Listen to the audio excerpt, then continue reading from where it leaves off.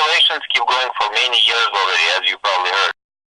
We do not see increase in brain tumor in people who use more cell phones.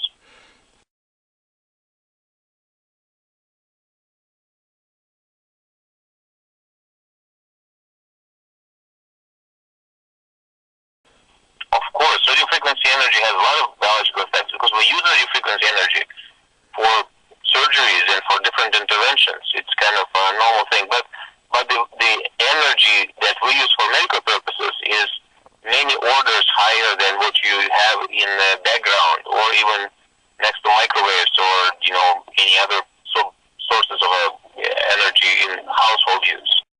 There was a concern about higher incidence of tumors, not brain tumors, but all kinds of tumors in people who live next to like high voltage lines, everywhere else where there may be some exposure to additional radiation sources.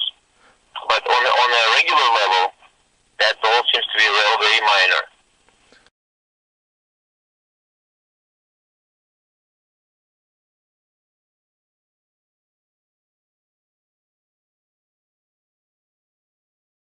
Well, there are some environmental causes.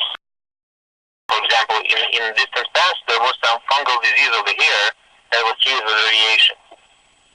And those kids who had the radiation when they were children, when they grew up, they had many more tumors. So the radiation can cause tumors, that's for sure.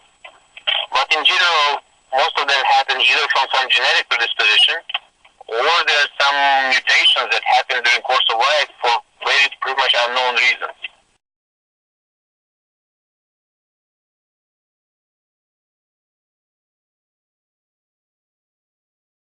Well, usually they come depending where the tumor grows. Different parts of the brain will produce different symptoms, but most of brain tumors will come with headaches, and the really bad ones will also produce some nausea and vomiting, and there will be some stroke-like symptoms when they push on certain parts of the brain. So they will produce either seizures or some numbness or weakness. It depends what part of the brain gets involved. If it's in the back of the head where the visual cortex is, then they will have some problems with vision.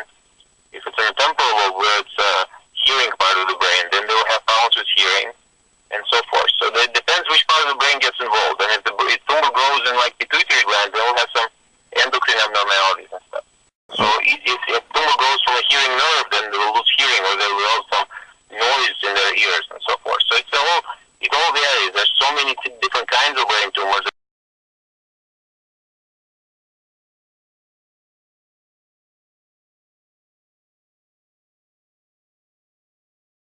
Well, there were a lot of studies, but I don't know any of them scientifically showed any results. But if you look it up, just Google brain tumors and cell phones, and you will see a lot of information, but very little of this is scientific.